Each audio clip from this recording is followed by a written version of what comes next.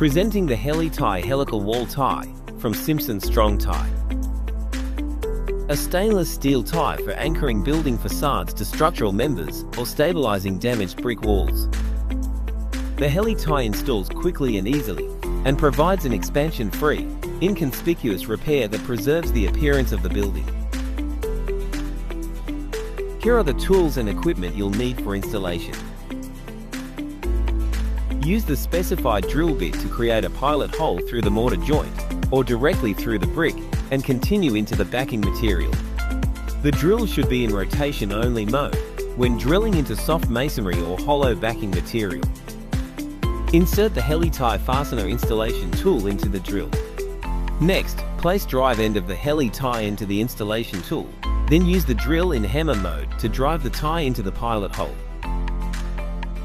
Drive the tie until the tip of the installation tool enters the exterior surface of the brick mortar and countersinks the tie. Then, patch the hole with a matching brick mortar. Repair damaged brick walls faster, easier, and smarter with the Heli-Tie Helical wall tie from Simpson Strong Tie.